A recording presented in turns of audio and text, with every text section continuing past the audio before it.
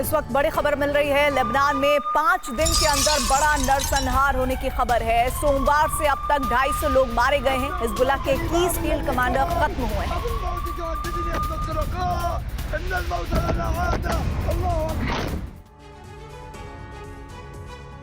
Khamenei की तकरीर से पहले ही इजराइल ने लेबनान में ऐसा विध्वंसक हमला किया कि लेबनान के कई शहर विनाश की बड़ी आग में जलने लगे।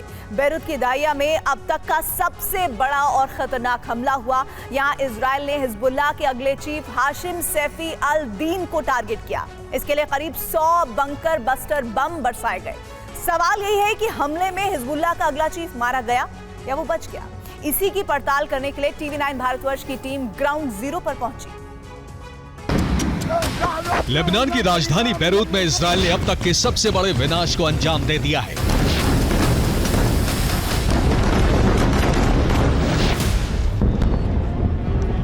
बेरूत समेत लेबनान के 1 दर्जन से ज्यादा शहरों में अकल्पनीय तबाही हो गई है।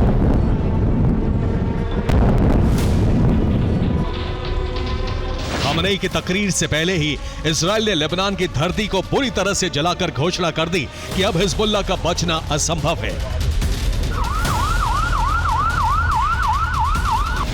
इजराइल ने बेरूत में सिर्फ 4 घंटे के अंदर 2 बार विध्वंसक बम वर्षा की। पहली एयर स्ट्राइक रात 12 बजे की गई, जबकि दूसरी सुबह करीब 4 बजे।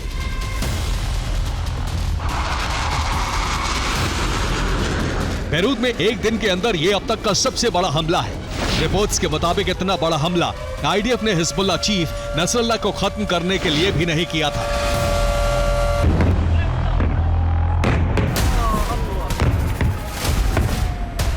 इजरायली एयरफोर्स ने बेरूत में 15 एयर स्ट्राइक की। भीषण बमबारी में हिजबुल्लाह के 15 ठिकाने मलबा बन गए।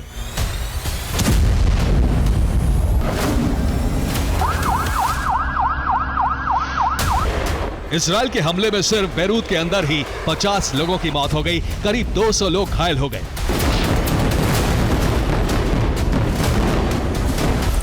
इजराइल ने इस बार हमला कर हिजबुल्लाह को पूरी तरह से शक्ति विहीन कर दिया है। इस बार के इजरायली हमले में हिजबुल्लाह की बची खोची लीडरशिप भी खत्म हो गई।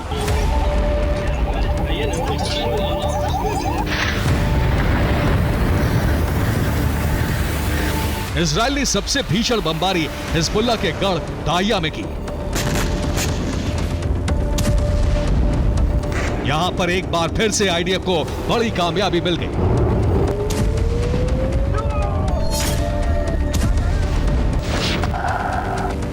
दाहिया में इजराइल ने नसरल्लाह के उत्तराधिकारी हाशिम सैफी अल दीन को टारगेट किया। आईडीएफ ने हिजबुल्लाह के हथियार उत्पादन चेन के प्रमुख महमूद यूसुफ अनीसी और हिजबुल्लाह के कम्युनिकेशन यूनिट के चीफ मोहम्मद राशिद सकाफी पर हमला किया। हमले में महमूद यूसुफ अनीसी और मोहम्मद राशिद सकाफी के मारे जाने की पुष्टि हुई है, लेकिन हिजबुल्लाह का अगला चीफ हाशिम सैफी अल दीन जिंदा है या मुर्दा, इसकी पुष्टि अब तक नहीं हो पाई है। दाहिया में जिस जगह पर हिजबुल्लाह के अगले प्रमुख को टारगेट किया गया, वहां पर TV9 भारतवर्ष की टीम पहुंची तो बहुत ही भयावह मंजर देखा।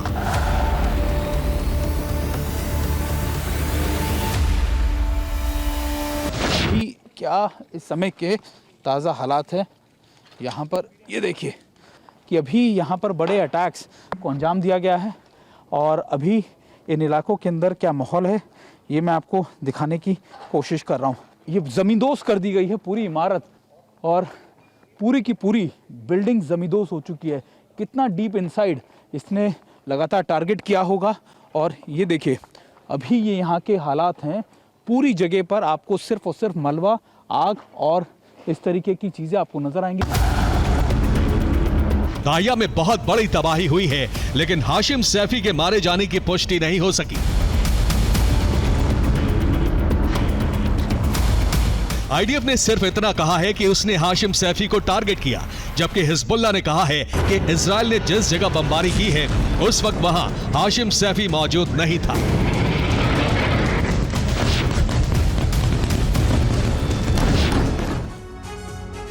इस बार आईडीएफ ने दाहिया पर अब तक का सबसे बड़ा बंकर बस्टर हमला किया है। इजराइल का यह विस्फोटक नसरल्लाह पर हुए हमले से भी बड़ा विस्फोटक बताया जा रहा है और रिपोर्ट्स के मुताबिक इजराइल ने सबसे पहले GBU-31B बमों की बरसात कर जमीन को समतल किया। 1000 किलो के बमों को गिराकर वहां मौजूद इमारतों को तबाह किया। इसके बाद IDF ने F-35 फाइटर जेट से बंकर बस्टर बमों की बरसात की। 910 किलो के ब्लू 109B बंकर बस्टर बमों से प्रहार किया गया। इतना ही नहीं, 950 किलो के blue 137B bunker buster bomb भी दागे गए। बताया जाता है कि इस बार IDF ने करीब 100 बंकर बस्टर बमों की बरसात की। इजराइल के टारगेट पर नसरल्लाह का उत्तराधिकारी यानी हिजबुल्लाह का अगला चीफ हाशिम सैफी अल दीन था। हालांकि हमले में हाशिम सैफी अल दीन मारा गया या नहीं, अब तक इसकी पुष्टि नहीं हो पाई है।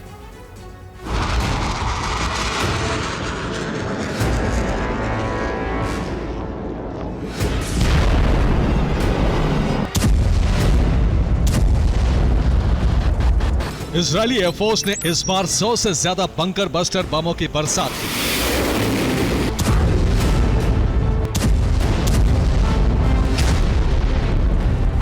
इसके बाद दाहिया में अब तक की सबसे बड़ी तबाही हो गई। दाहिया में न सिर्फ इमारतें जमींदोज हो गईं, बल्कि बड़े और गहरे गड्ढे भी बन गए हैं।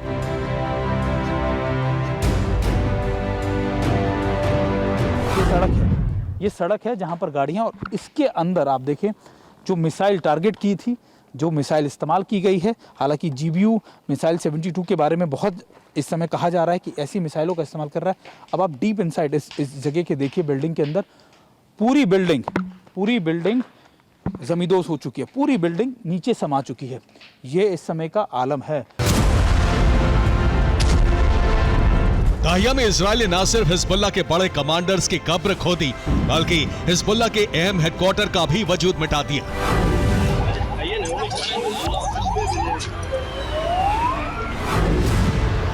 दाहिया में IDF की बमबारी में हिजबुल्लाह का इंटेलिजेंस हेडक्वार्टर तहस नहस हो गया। भीषण बमबारी में हिजबुल्लाह की कम्युनिकेशन बिल्डिंग भी मलबा बन गई।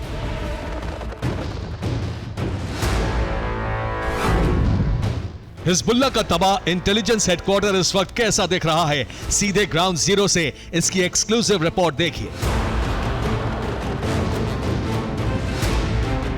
अभी इस बिल्डिंग को अटैक किया गया है। ये रिसेंट आपको मैं बता रहा हूँ कि लगातार हम जहाँ पर थे वहाँ पर लाइव अटैक किया गया, और उसके बाद अब इस जगह पर जो उसके जस्ट पीछे वाली बिल्डिंग है, यानी हम उधर थे और अब हम यहाँ की तरफ आए हैं, इस बिल्डिंग को अटैक किया गया। निश्चित तौर पर यहाँ पर हर कदम पर आप देखिए इजराइल कभी भी अटैक कर देता है। हालांकि सारी बिल्डिंगें यहाँ से खाली करा ली गई हैं, हज़ारों की संख्या में लोगों को निकाल दिया गया है। लेकिन ये ज़रूर आप समझिए कि अभी यहाँ के ताज़ा हालात ऐसे हैं कि कहीं पर भी इजराइल की तरफ से अटैक किया जाता है, जहाँ से भी उसको ये इनपुट मिलता है कि यहीं पर जो हिजबुल्लाह के कमांडर्स हो सकते हैं, उनके लगातार जो उनके ओवरग्राउंड वर्कर्स हो सकते हैं, या फिर किसी ने कोई कमांड कंट्रोल सेंटर बना रखा है, इजराइल उन सारी जगहों को, इन इलाकों में, बेरूट के इन इलाकों में अटैक कर रहा है।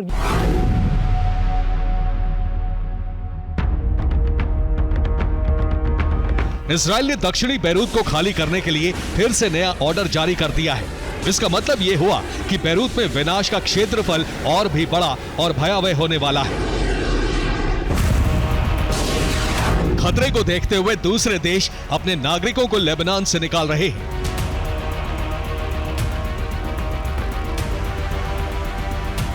अमेरिका ने अपने 250 नागरिकों को, तो रूस ने 60 नागरिकों को लेबनान से बाहर निकाल लिया है। लेबनान के 1,60,000 लोग सीरिया में शरण ले चुके हैं।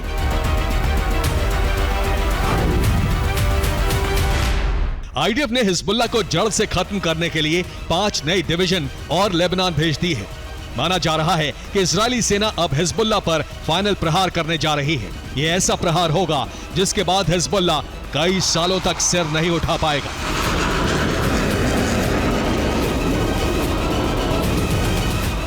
Bureau report, TV9, Bharatvarsh.